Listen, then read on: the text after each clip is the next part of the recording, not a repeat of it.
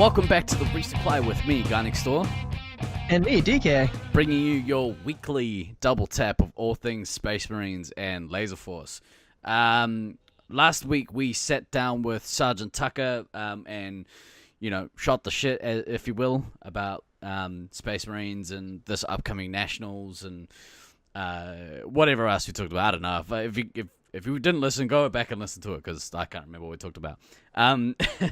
This week, he's joining us again. Welcome back, Sgt Tucker. Thank you. We're gonna go into sort of a deep dive, I guess, about the guys from your site that are actually attending. We meant to do it last week, but you know how it is. You start talking about Laser Force, you get all sidetracked. Also, to be fair, a deep dive would take a substantial amount of time with the, like I was telling you guys, I think beforehand. Yeah.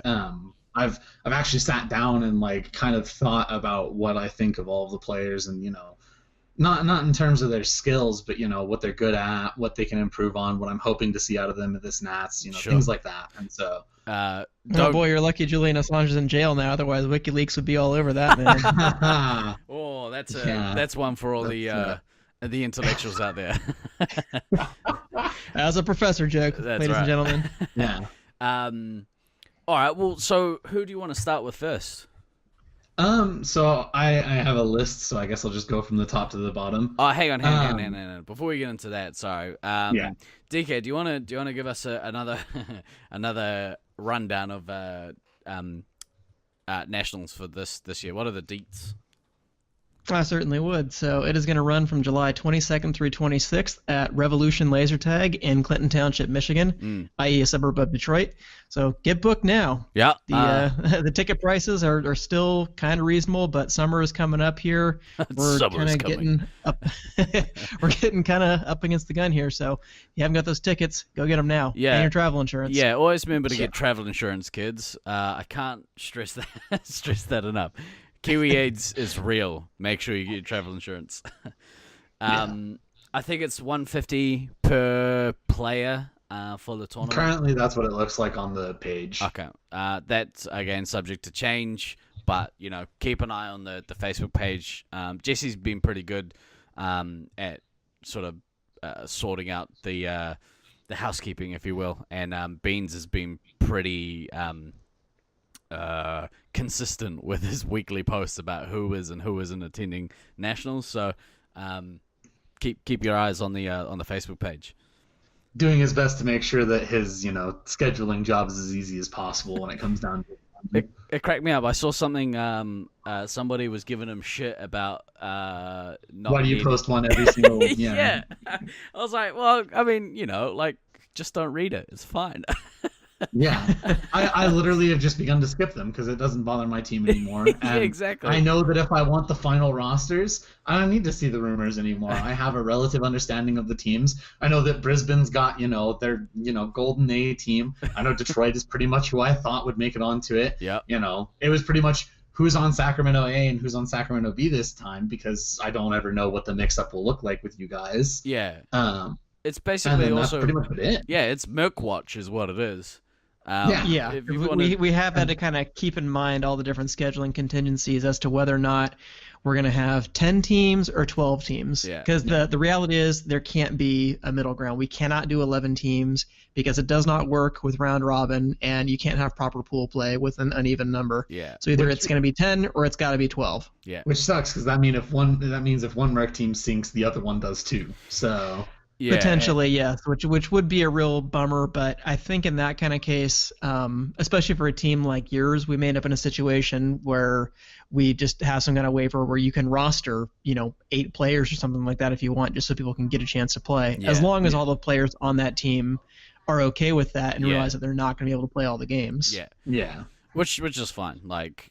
And to be fair, we would go from I think it was the joking one we put forward was it's 4 hours, then 4 hours, then 4 hours of the pods, and it'd go back to the 16-hour day.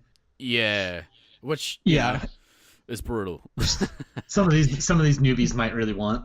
Oh, I couldn't do it, man. It's Sacramento was hard enough. We played 12, maybe 13.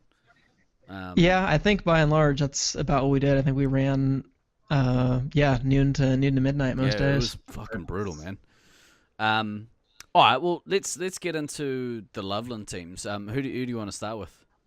So, like I said, I've got the list in front of me, so I don't forget anybody. But on the top of that list, I find it ironic that Josiah was the first name that I got written down. He's, in my eyes, always been like the player that, everyone kind of looks up to. He's always had the most skill. He's tried to be the driving force of Loveland a lot. He's implemented a bunch of changes. He's constantly thinking of new ways to improve his own gameplay, but also like some of the people around him, coach them if they need. I know that one of his biggest gripes is that he wants to finally go to a tournament where he's not a 3-hit because he wants to get away from it. What? We'll see. Because he's played pretty much Commander nonstop ever since he started. And so it's almost like how I am with resupplies. That's one of the worst first world problems I've ever heard in my whole life. I can kind of understand the idea of I want something else. From what I've talked with him about, it sounds like he wants to try and get more into Scout because he wants to try and influence the game in different ways that way. You mean to a lesser extent? No. Well, to be more available to the defense as well as the offense, rather than be the only thing driving forward on the offense. Sure. I think is his biggest thing. Right.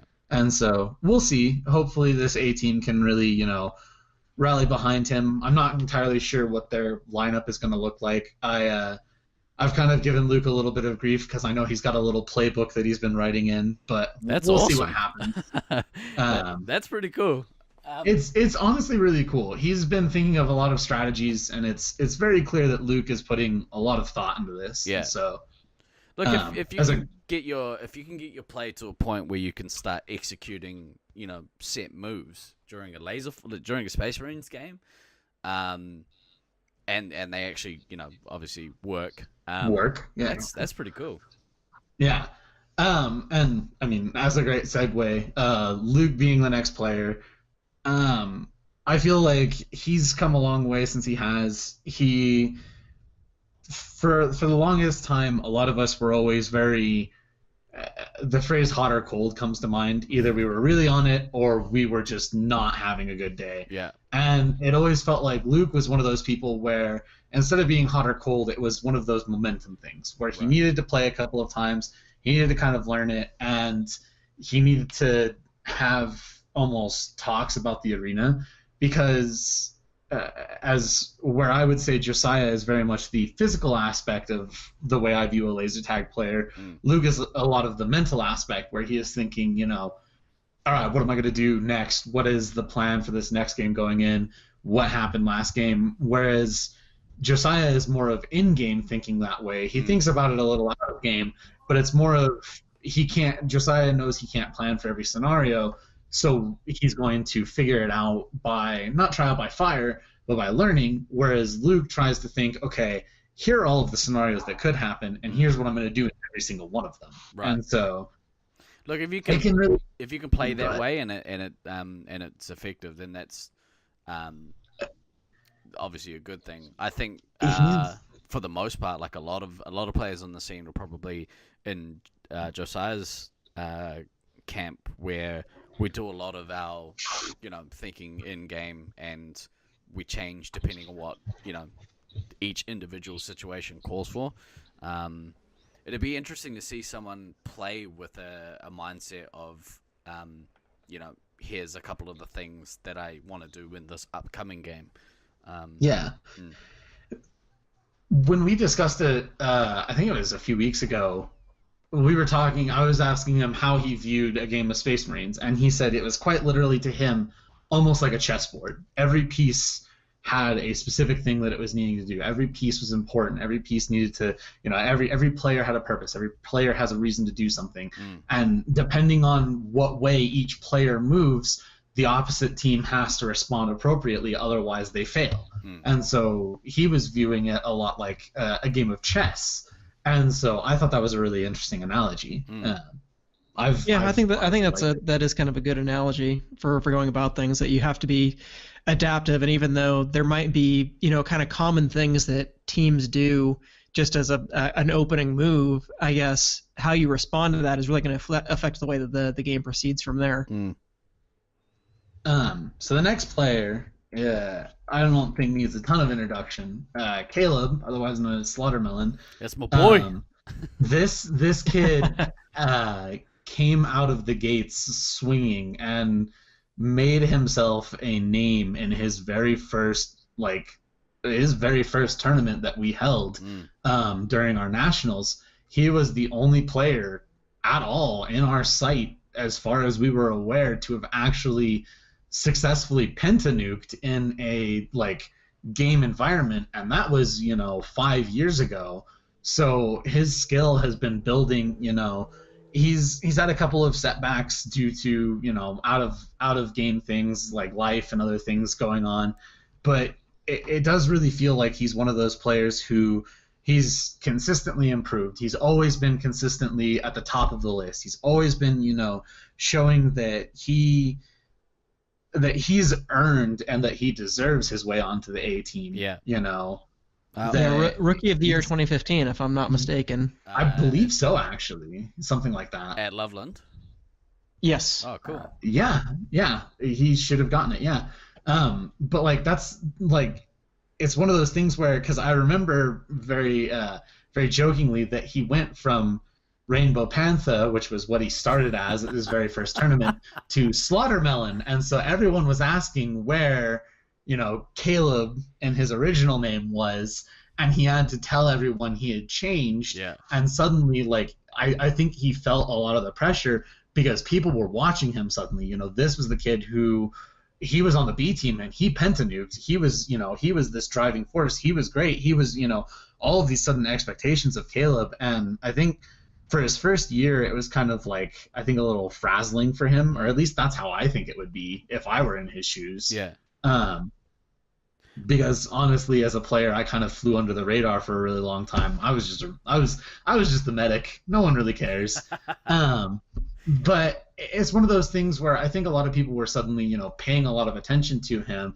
And I know recently, actually, I believe he played for you guys in the finals or something like that.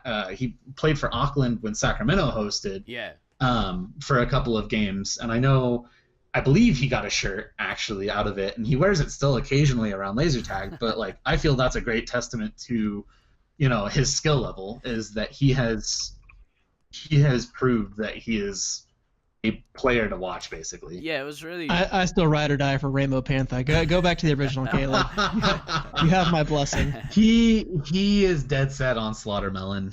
I don't think we're ever going to get him away from it. I like that code name. That is a cool code. A one-shot thing. Yeah, so the next player. I had the pleasure of obviously, as you said, I played with him in Sacramento, and it was great. He fit seamlessly in with our team straight away. I think in one game he may have actually died out really quickly. It just happened to happen in that game, but in the other one, he played really well.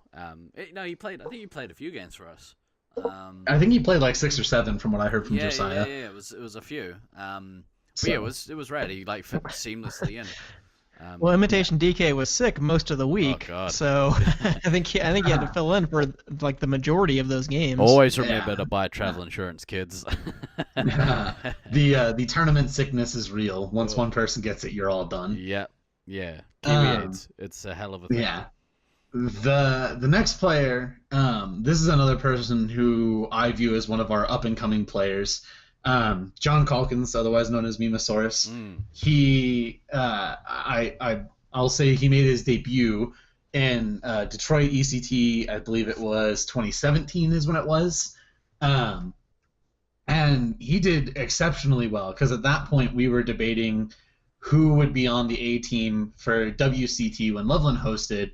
And so when he came out to Detroit, it was one of those things where he had a lot to prove to us as well. That I deserve a spot on the A team. I deserve to challenge for it if I need to. And he really came out the gate swinging. And it really kind of I think hurt him a bit when we finally came to WCT, and I believe he was either the captain or he was the co-captain with Feeder, I think is how it went.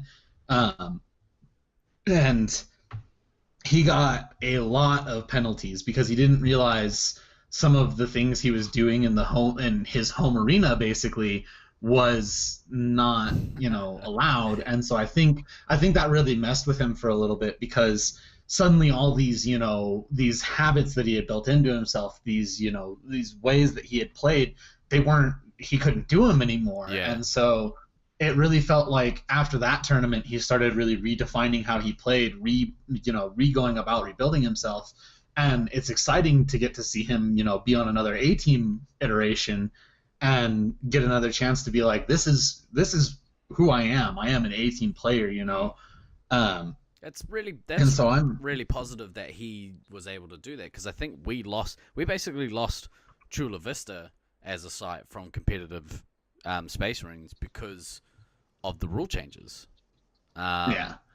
We played that tournament there in 2010, and we played under the what was then known as the US rule set. Fake rules. Yeah. Fake rules. And the majority of the scene were happy to change to the international rule set. Revert to the international rule set. We had played in the United States under the international rule set prior to that. Yeah. So then, long story, don't need to go into it. But yeah, I think we lost a lot of guys because they weren't prepared to change the way they fundamentally played the game, which I can understand. It's a pretty hard thing if you've been playing for a decade one way, and suddenly a bunch of foreigners turn up and tell you that you're playing wrong. So yeah. But on the other hand, the St. George players had to go through the same learning process. Most of them had not come up with the shielding rule or a different version of the chasing rule. Right. And once they adopted it, they got better. Yeah. Thunder, Tandor, all those guys, they were better after they started playing with the international rule set. Thunder is one of those players that, honestly, I'll say right now, pretty much all of Loveland looks up to, because he was one of the original 5 that came to, this is Space Marines, here you guys go, and sat down with us and was like, here's the rule book, here's how it goes. And the way that I feel it was not just the fact that he knew as much as he did, but the way he presented himself and the way he was very confident in his knowledge, and when we played, it showed. He just stomped and he knew what he was doing, and he rarely made mistakes. And and ever since then, I think the Lovelanders still look up to them, even though, I would say Josiah and Luke and myself and a couple of the other Lovelanders are getting close to the level of play that Eves is at. We still look up to him as a player because he is just we jokingly say this wealth of knowledge of laser tag. You know? He I hope you're listening to that, Thunder. Put these kids back in their place. the way in which he conducts himself, his general temperament is great. He's one of the players I respect the most in our scene, because not only is he good, but he's just such a pleasant dude to be around. So, yeah. I have not seen him throw any chairs. As a great, actually, going from one topic to the other, I can't think of the word. The next player on the A team, Zenless, he is, ironically, he is actually a very relaxed player, unlike his codename would suggest. Yeah. He's very calm. He's very methodical. He's very precise. Seth has gone to Detroit twice with us, I believe. No, he's only been once. He went to the random draw that we went to. And his team didn't perform very well, but I think his team kept getting a lot of really bad draws as well, to be fair.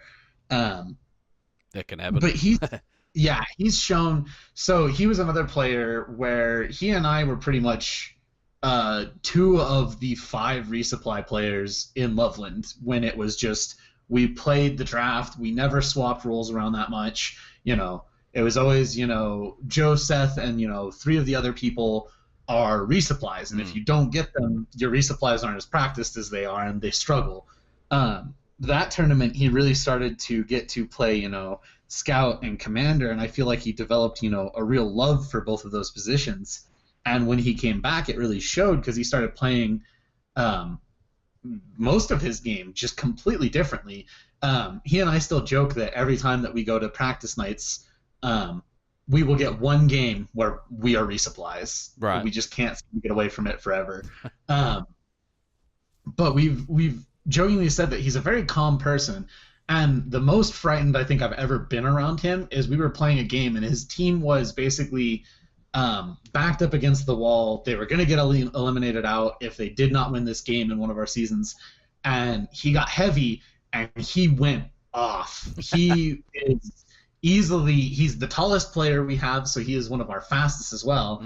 And he got upstairs to the enemy set of resupplies before they were ready to duel him. Yeah. And they were also not aware that it was going to be him as the resupply because we had been changing around positions to let everyone play everything.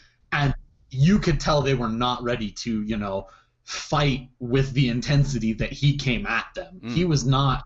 That was not one of those things where it was funny because it's a completely different variation of him. So I'm interested to see, this Nats.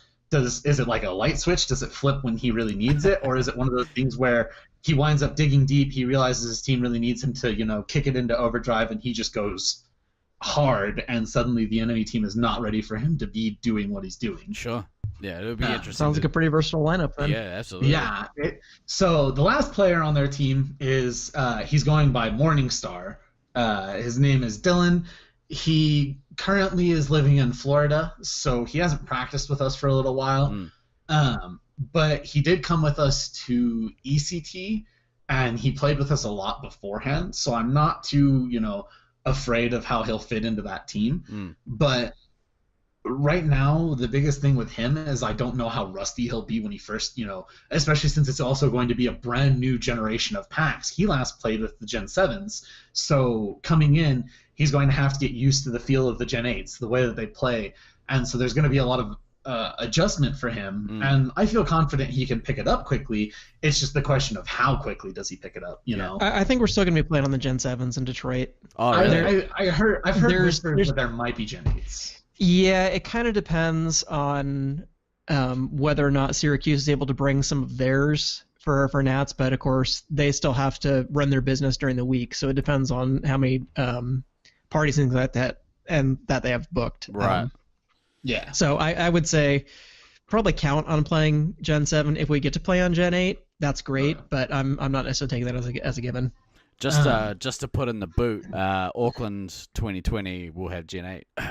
Just saying. Aha! I was going to say, anytime Loveland decides we're going to host again, we've already got the Gen 8s. We're set up and ready to go. Come on, Detroit, sort your shit out. Yeah, you have Gen 8. St. George has Gen 8. We get it. Gen 8's cool. You don't have to rub it in, guys. What is Sacramento? No, just kidding. I believe it's this new one called Gen 0. I'm going to rage quit this podcast, you assholes.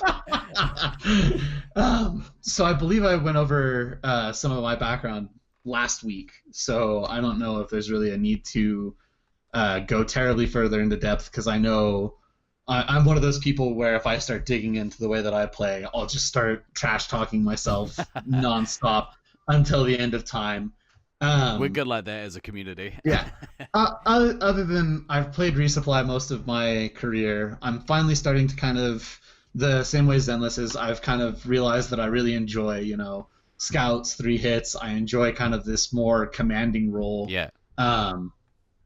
Besides, sitting back and resupplying people and occasionally helping do callouts, it's not that it's a lot more fun, but it's a lot more of what I enjoy doing, where I feel like I'm fighting with people rather than just having people come to me and fight me. Yeah. And so that's one of the things I'm looking forward to, and that's hopefully I can stay away from resupplies while I teach all of my newer players. But with that said, the only players left are all on my team, so I will get the experienced players out of the way, starting with Phantom. He made his debut alongside Caleb, and Ryan has played with us since. He went to, I believe, it's somewhere in New York for his college, and he has not really been able to play a lot due to that. But I know he's coming back, I think it's a month and a half or 2 months before Nats, so we'll actually get some time to practice with him. I'm looking forward to how he'll play. Yeah.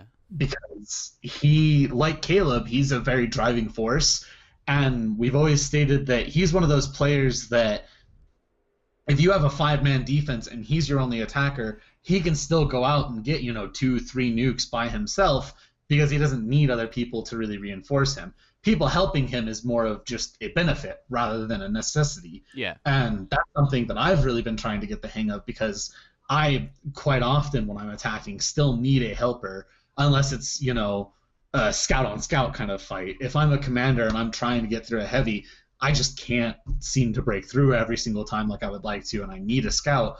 Whereas he's really learned how to pace himself, where to look, what to do, how to farm the correct people in the right positions for being out of the wrong spots that they should be in, And it's going to be interesting to see him play, because he's never actually played in Detroit, and I think this arena will actually suit his, I'm going to go off, I'm going to do my own thing, and I'm going to score a ton of points, and then I'm going to drop all my nukes.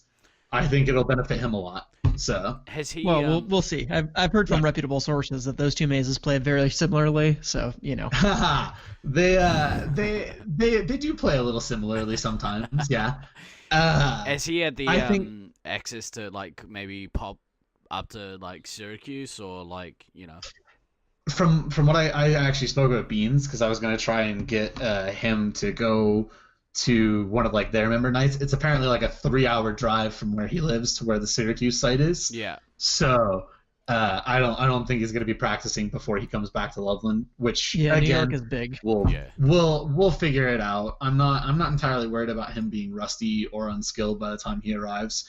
It's more of just making sure that he slots into the team, being ready to go, and just final checks basically once we get ready.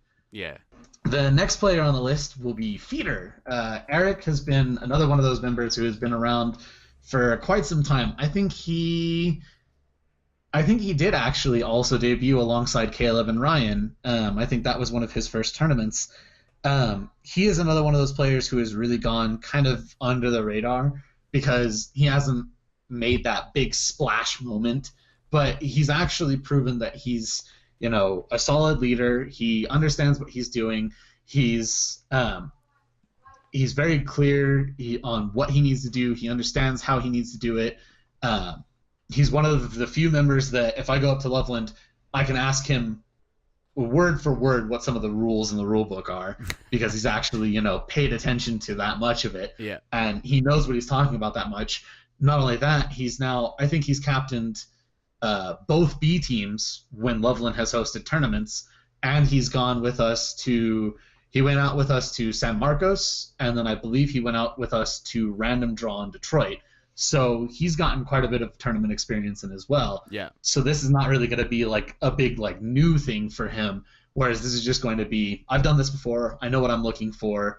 He's another one of those players where I'm hoping he can help me kind of teach these newer players, what are we looking for, what should we expect, and here's what we do when it goes wrong, because it's going to go wrong at some point. Planning for it to be any other way is just foolish.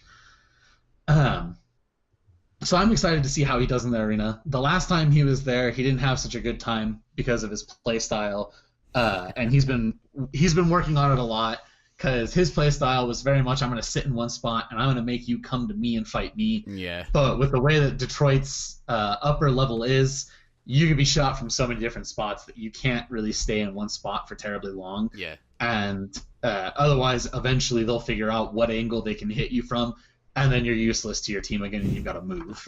And so either you can be forced to move away after wasting 10 seconds of the enemy team's time, and if they're a Detroit player, 2 seconds. So we'll see. He's been working on making sure he's more mobile, he's more accurate, things like that. So I'm excited to see how he plays. Yeah. The next person on this list is actually one of the ones I am most excited to see perform at Nats for my B team, and that is Goldfish, and that is Trinity. She recently started playing with us, I want to say a few months ago. It's not been that long that she's been playing with us. And the way that Loveland has their tier structure, just as kind of like an info, is if you're in the D tier, to us that means you're not here to play the game. You're not trying. You're just here to have fun, and you're not actually here to improve. Right. And so the D tier is the social players, and that's fine. We're not going to look down on you for it. We're not going to say you're worse. You don't care as much as we do. We understand. The C tier players are the people who come to play laser tag, and they want to play, but they don't show that drive to improve. Right. They come, they play, and they don't ever really improve, or they don't try to ask questions on how they can improve. Right. The B tier players are typically the ones who they come, they play, they are improving on a weekly basis, they are asking questions, they are showing that they have that drive to improve, and the A tier players are basically the original 6 of us that now have the knowledge that we have kind of accrued over the years, and we've basically set ourselves as this is what you guys are trying to get to, and we're hoping that you all reach it. We want you all to beat us. Yeah. She's one of regulars. She's one of those people who has very quickly closed the gap in my eyes from C to B tier. She's the randomization system that we have in Loveland it's a computer system that sorts you out based on your averages, and it's already beginning to put her up against some of the A tier players because it's recognizing that some of the people in the B tier can't match up to her every single time that she plays.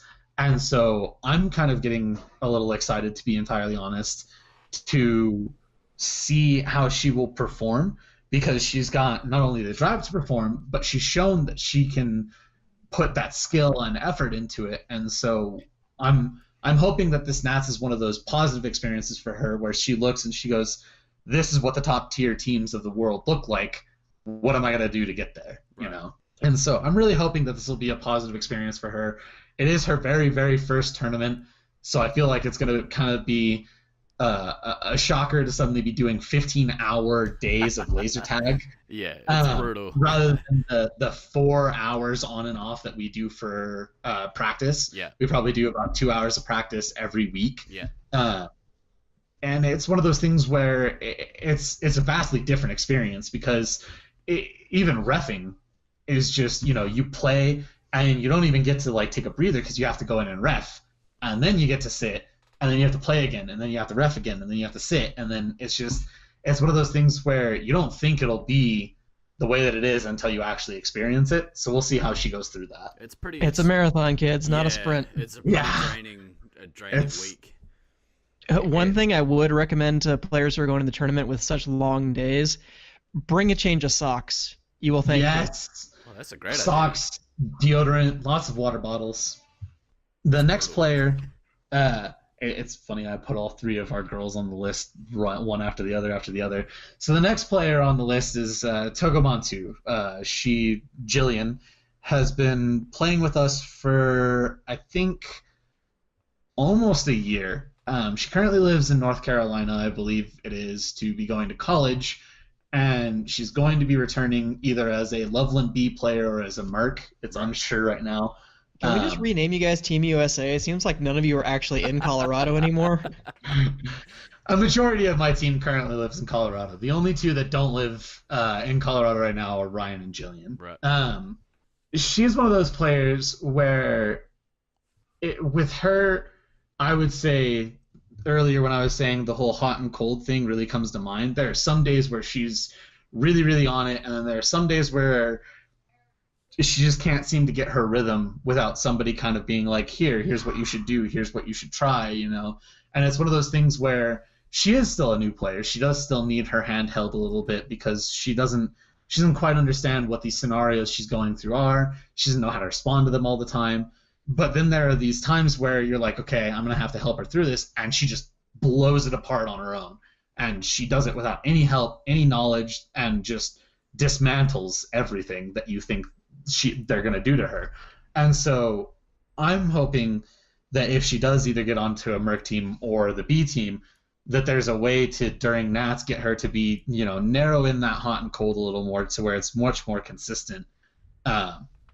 And I feel that'll also come just kind of with game knowledge. Yeah. So I'm hoping this tournament will be a big thing for her where she's like, okay, because she's played in the WCT that we held, and I believe that's her only tournament.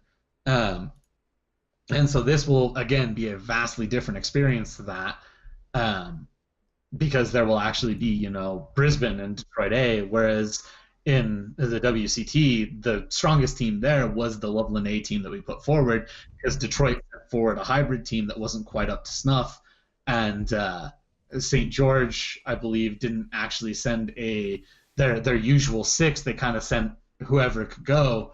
I don't even think we got Sacramento to attend that one, and so it was one of those ones where it was like there weren't really as many, you know, great players as there's going to be at this Nats. So there were Sacramento players there who I think we would probably categorize as like B team players. So that's right. It was Aiden, Bronwyn, Grack. Yeah, okay, all of them. Yeah, which a lot of them actually got some good, useful experience out of that tournament as well. So yeah, your tournaments that are on the road sometimes will boost your skill level quite a bit. So I think you're on the money there.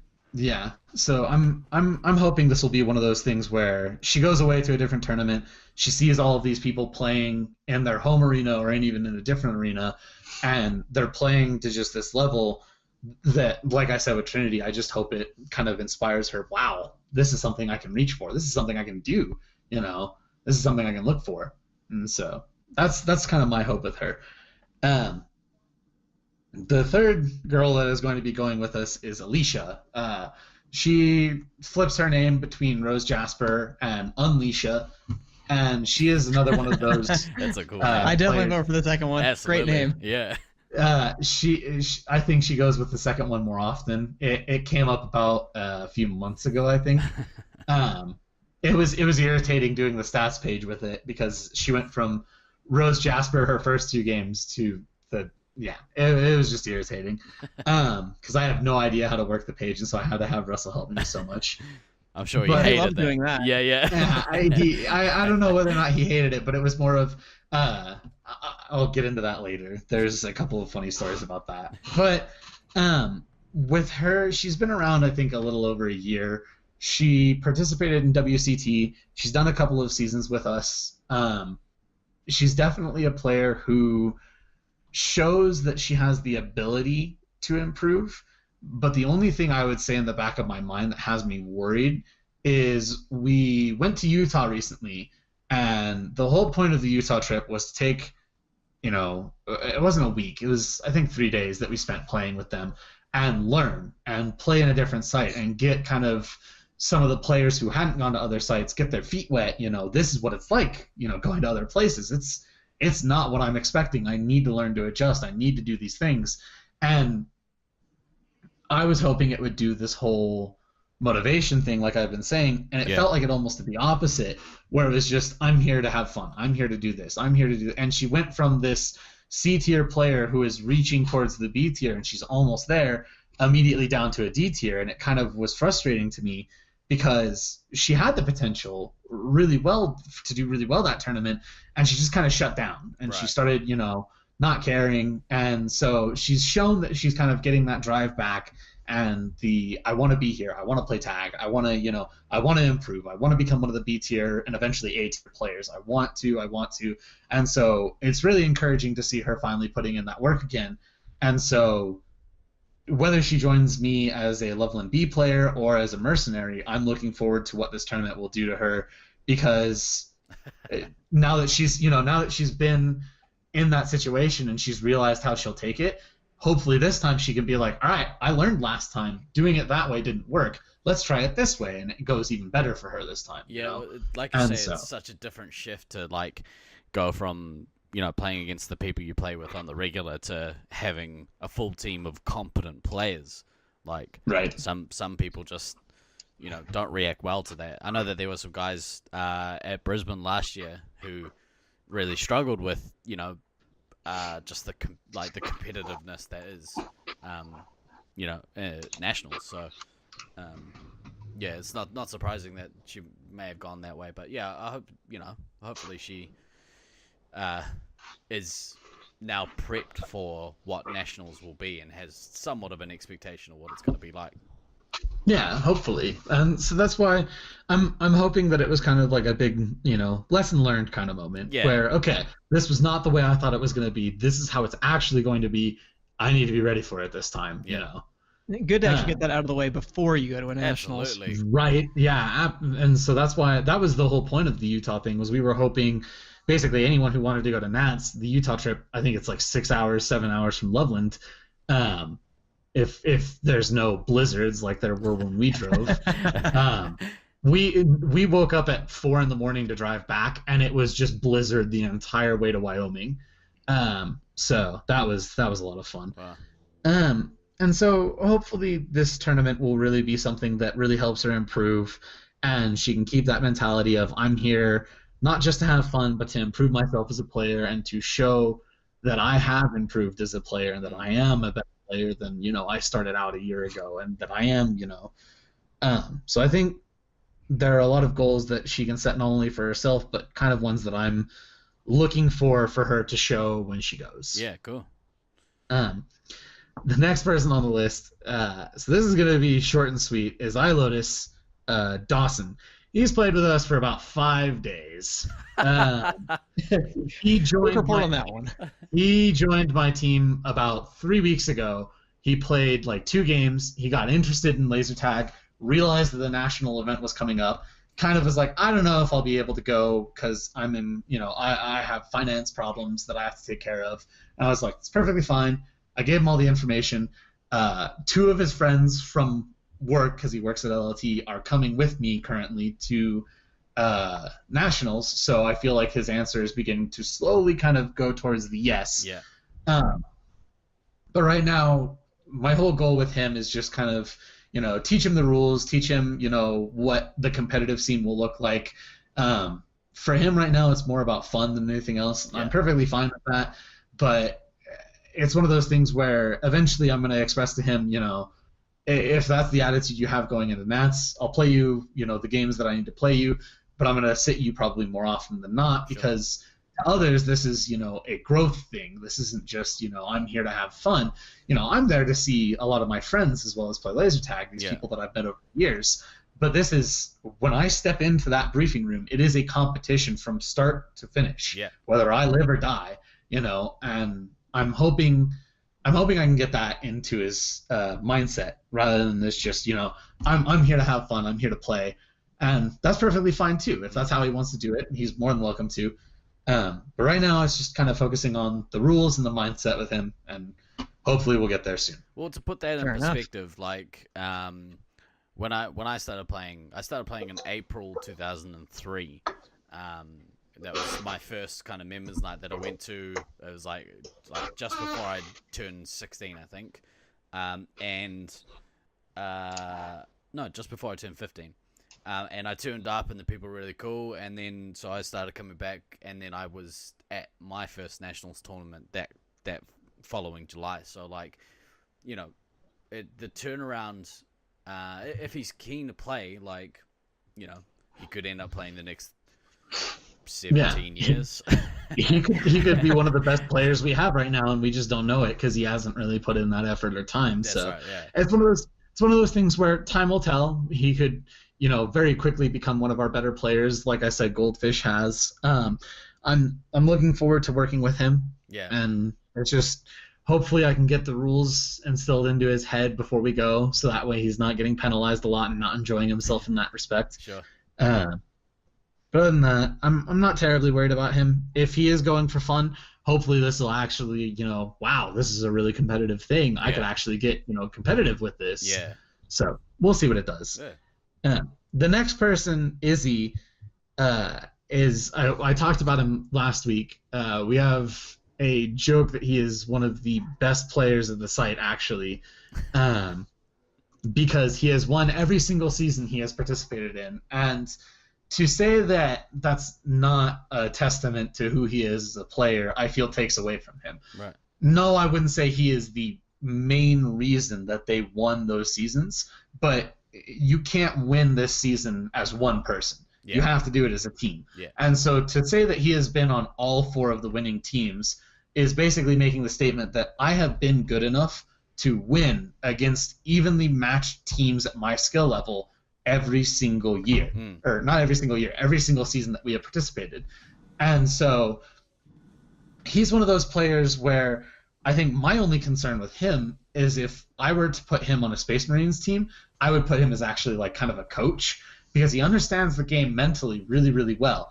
But it's one of those things where you can see it process in his head, and his body just doesn't seem to understand the motions it's going to make yet. Yeah. And so it's one of those things where you can see almost like, it's like lag in real life almost. You can tell that he's wanting to do it one way, and his body just doesn't completely respond that way, either at the speed that he wants to, or it takes him too long to figure it out. Whereas people like myself and Josiah, we've gone through this scenario so many times, it's instinct to us. The second we see it, the second we hear it, you know, if I'm staring down, if I'm a commander staring a heavy down, and I see that heavy get resupplied, I'm running at them because I'm going to go tag one of their resupplies before that heavy comes up. Yeah. Whereas he has that moment of, oh, the heavy just went down.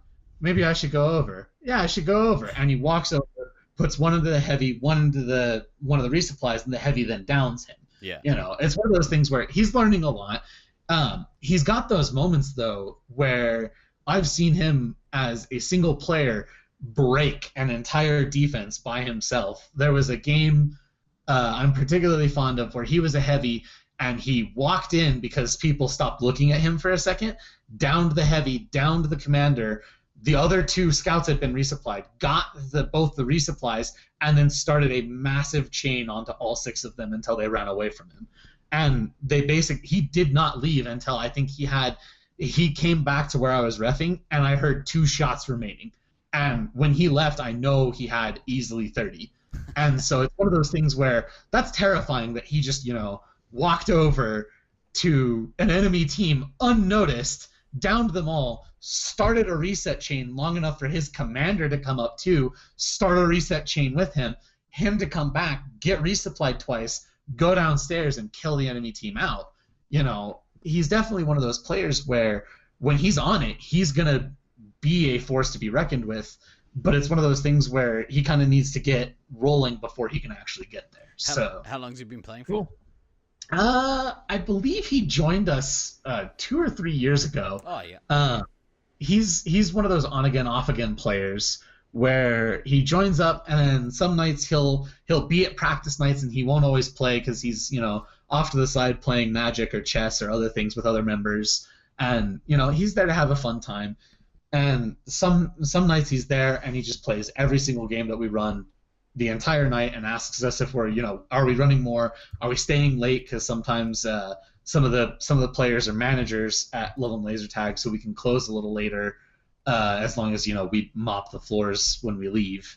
But so it's one of those things where I'm excited because this will be, I want to say his 3rd tournament, because he participated in both the tournaments that Loveland held, and then he went to Utah with us, and he did all right. He was having trouble adjusting to the way that the arena played, but I think that was a good experience for him to realize, wow, this is how much the adjustment difference is going from one site to another. So, you know, in the back of his head, I'm hoping, you know, now he's like, okay, I'm not going to be in Loveland anymore. I'm going to be in Detroit. Now I need to learn how to play a whole new arena in, you know, 10 games. Yeah. That way I can be effective to my team. And so it's going to be something. It's going to be something I look forward to seeing how he performs and what he does, and just growing him as a player in general. I guess the benefit to that is that there's going to be a lot of other people who are going to be going through the same thing. Yeah. So I guess it's of the people who haven't played there before who can pick it up quickly and sort of run with it. Yeah. So last but not least is dankmeme. Kyle is he's something fun that I like to think about occasionally, because he is actually technically a second generation Space Marine. His older brother was one of the original players of our teams. He was actually the guy before me who played medic for Loveland, and I played, you know, ammo and scout.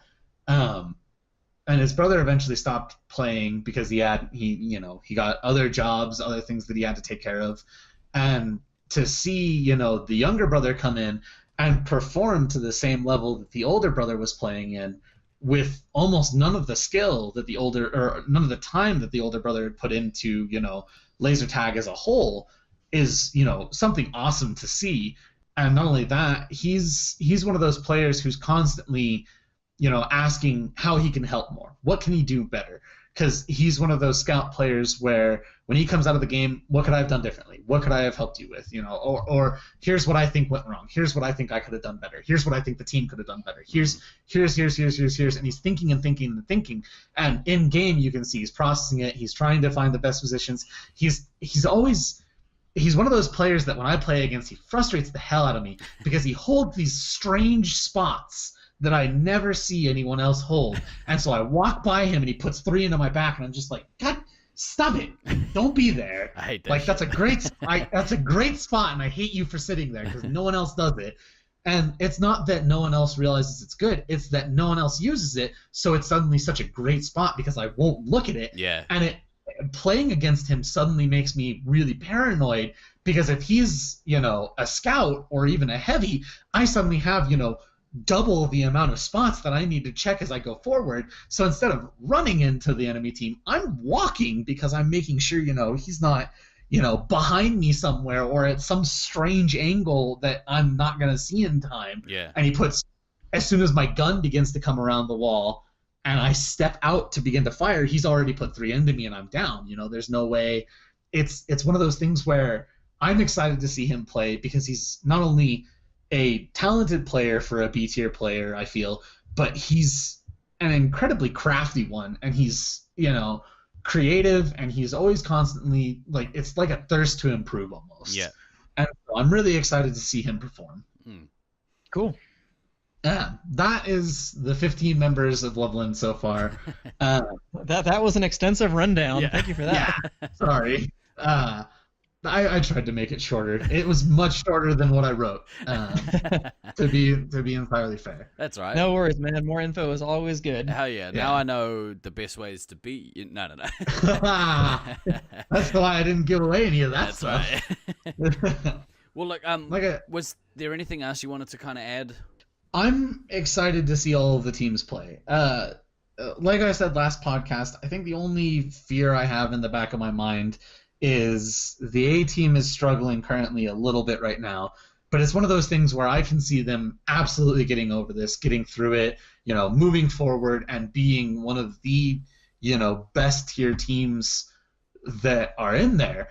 And on the same breath, I also feel really confident, between not just, myself, Feeder, and Phantom, but with some of the skill that's coming with me in Loveland B, I feel confident saying, I may not take, 4th, but I definitely could see my team challenging for the 6th and 7th place spots. Yeah. I can see, myself going, I can see myself beating either of the Merc teams that get put forward. I can see myself, challenging Detroit B, challenging SAC B. I can see myself, even giving Loveland A a run for their money if they're not in, their prime form. It's one of those things where when I first started this roster, it was kind of like, I'm not really expecting much. I'll probably take 9th or, 8th or something like that. The goal is to teach them, whatever. I'm not going to be upset about it. But as names have kind of started to come forward, it's exciting because these players bring a new set of skills to the table that actually make me confident that we can go further than I initially thought. And we can actually, even if we're not winning, we can challenge some of these teams to where, like, it's not like the way I jokingly say, there was a game where I remember Brisbane put their B squad against us and we almost wound up winning because of the fact that they weren't ready for us to come out full throttle like that. And they still wound up beating us, but it got so close that all of a sudden they were like, all right, we can't do that. We'll still beat them handily with our A squad, but it's still clear that they are, not just going to get rolled over and die. Yeah. There is definitely precedent for that at tournaments, yeah. Yeah, and so I am really excited to see them play and perform and grow them as players, honestly. The 4 of them, this is their first tournament. It's for 3 of them their first time away from home, really. And so I'm really looking forward to what they could bring to the table, and honestly, I think will bring to the table. I'm I'm pretty keen, obviously to meet yourself in the flesh and all, and also like the other guys that I haven't met from Loveland, and there's a few of you that I haven't met. So like for me, that's probably the thing I'm looking forward to the most, is getting to put some faces to the names, and expand hopefully my friends base that of people that I could hit up if I need a couch to crash on when I come to the States. So. It's always one of those fun things where one of the things I'm going to talk with them about is when you go to this first tournament, you better be ready to get like 20 friend requests on Facebook because half of the players there are going to friend you if you make a good impression. Yeah. And they're going to want to know who you are and things like that. And so I remember very vividly that my first tournament, suddenly there were these people I saw named, Bronwyn sent you a friend request. Yeah. I saw, Autumn sent me one, Disco Monkey sent me one. I was just like, I don't know who any of you are, but I can tell you're laser tag players because I recognize your faces. Yeah. So. And like, just on that, like for anyone that is attending for the first time or even second time, just try and step out of your shell a little bit and meet and talk to as many players that you don't, already know, because it's such a valuable thing to have going forward is friendships that you've made with, people all over the country, but from across the other side of the world as well. So the more you can kind of do that during the week, I think the better your general Nats experience will be, regardless of how you perform at the tournament. If you can make some good friendships, then the whole week becomes definitely worth it. Yeah. Couldn't have said it better myself. Yeah, that's a pretty great way to like one of the best memories I have of the first tournament that Loveland held is we got a giant game of Ninja just going in the lobby, and everyone started jumping in and playing and having fun. And I remember there was this 30-man circle around the laser maze, just playing Ninja with one another and having just this blast. And as much as it Ninja? is about I can't explain it. You're gonna have to show me. Game. It is. We will teach it to you when you come out. Excellent. We will teach you the ways of Ninja.